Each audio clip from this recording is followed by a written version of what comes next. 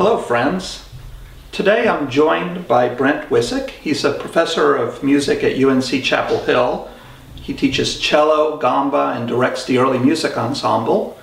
And he is also a member of duo Pleyel, who will be playing a concert for the St. Albans Music Series later this afternoon. Welcome, Brent. Thank you. Brent, how old were you when you started playing cello? 9. 9 years old. Started in public school orchestra. Was this your first instrument? Yes, I had been a singer as a younger kid, but in church choirs and things like that. But my first instrument was the cello, not piano, as some kids do. Uh-huh. And did you have an immediate love for the instrument? Passionate love for it. Really? Yeah. And an early love of Bach, because I sang Bach and Buxtehude as a boy soprano, and then started to notice that those pieces also used the cello sometimes. So, while you were studying cello, who were your musical inspirations? I think I just liked the local cellists, and gradually got to realize that names like Rostropovich and Starker were important, and I should be listening to them as a teenager for sure. So at what point did you decide to pursue cello and music as a career? Well, all through high school I alternated 6 months of thinking I should do something else and 6 months of knowing I needed to be a musician. And by the senior year of high school I knew I had to be a musician. Did you seriously consider any alternative career? Medicine. Really?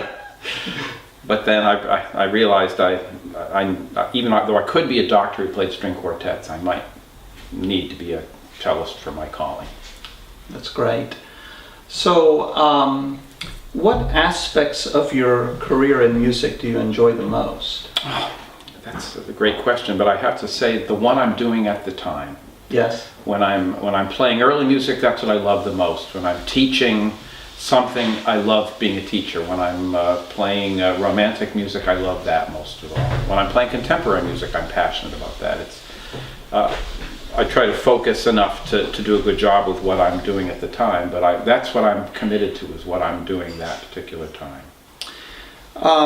In today's program, you're playing Chopin and Fauré, and both you and Andrew are using period instruments. It's not the typical way that we hear this music, and I'm wondering, does your approach to the music change when you're using period instruments? Mine does. I certainly through the years discovered that I played Bach differently when I used the gamba or the Baroque cello.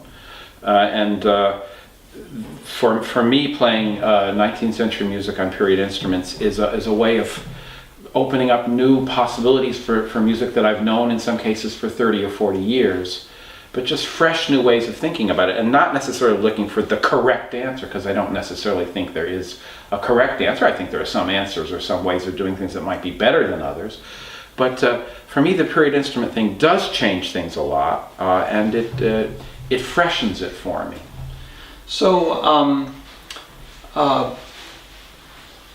we think of Chopin mainly as a writer of piano music, and we're hearing, two works for cello and piano. How is his writing for cello?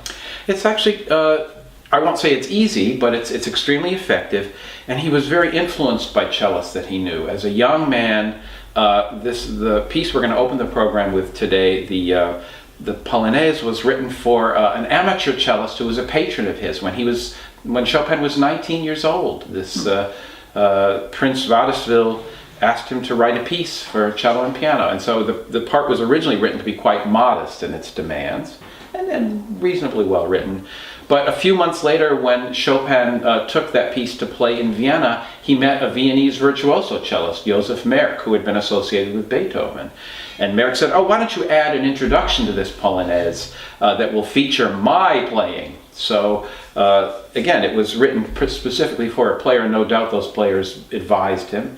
And then finally, when Chopin got to Paris in the 1830s and on into the 40s, he was very close friends with a virtuoso cellist there, Auguste Franchomme, and in those pieces, he knew he was writing for a cellist who had enormous facility, but he was advised on some things that were possible or not possible. Interesting. You had mentioned to me in an earlier conversation about some programmatic inspiration for the cello sonata. Well, there's a lot of evidence to suggest that the slow movement of the cello sonata, which was Chopin's last really big piece and the last piece that he played in a major public concert, that slow movement was in a tradition that Chopin had started to use in some of his earlier piano pieces of writing a prayer movement. And apparently this prayer was inspired by a famous opera aria by Rossini from the opera La Gazzoladra, in which there is a prayer in which the female character says, if my daughters return to me, O God, I'll be a much better parent the next time, and I'll make up for all of my mistakes. There's a lot to suggest that Chopin felt that this spoke for the nation of Poland, which had been dismembered by the great powers of Europe during that era, and so there were many exiles from Poland living in Paris, and that community sort of vowed if and when they got Poland back, they were going to do even a better job. And this prayer tradition starts in some of his earlier piano writing and seems to culminate in this beautiful slow movement of the cello sonata.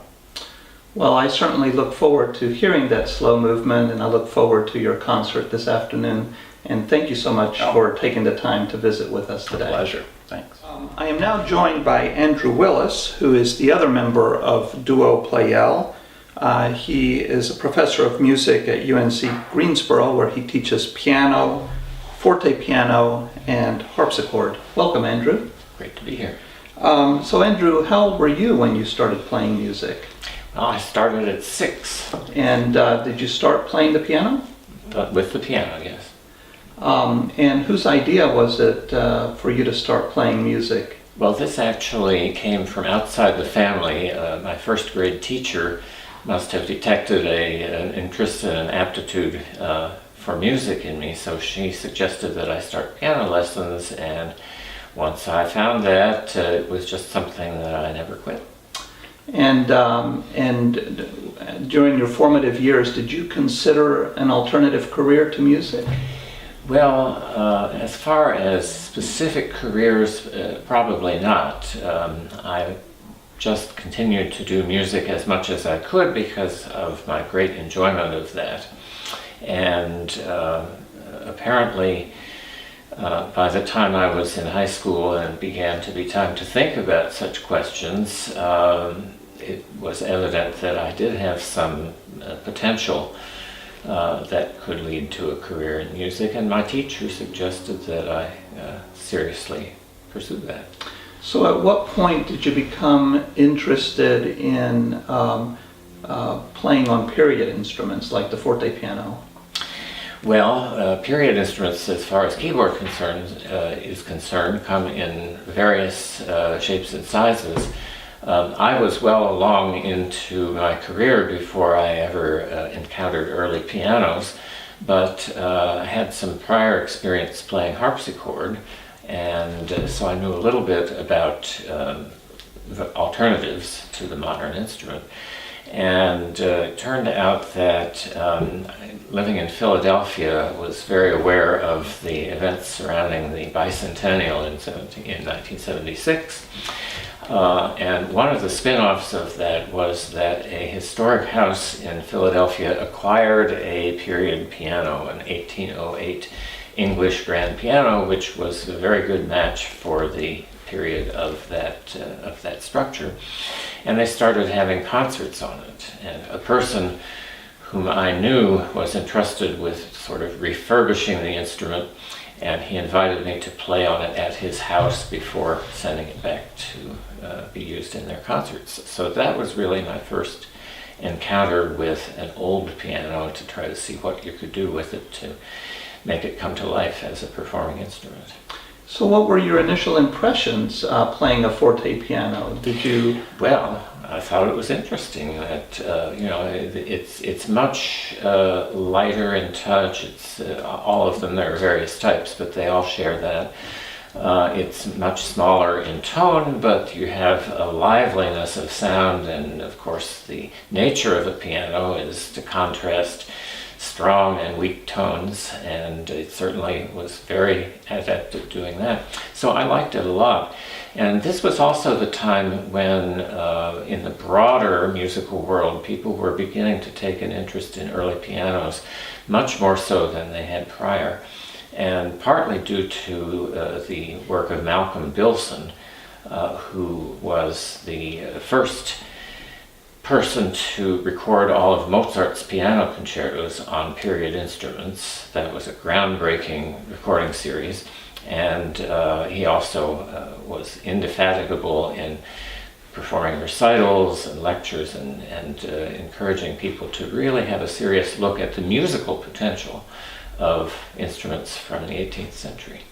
So it seems that, we do think of period performances in the Baroque period and maybe early classical period, but not too many of us think about period performances in the Romantic or late Romantic period. And here you're doing a program of Chopin and Fauré on a Pleyel forte piano. Can you tell us about this instrument? I'd love to. The Pleyel that we have is actually an instrument that was built during Chopin's lifetime. It dates from 1848, and he died in the next year after that.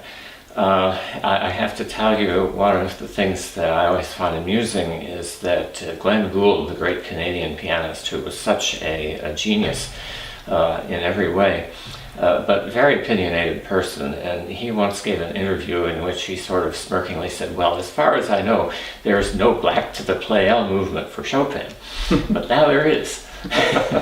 And the thing about the Pleyel instrument is that it was specifically his favorite type of piano. He said so, and he encouraged all of his students to buy those pianos. Favorite piano for Chopin? Yes. Okay. He himself was a good friend of the owner of the Pleyel firm and recommended the instruments and played on them every chance he got.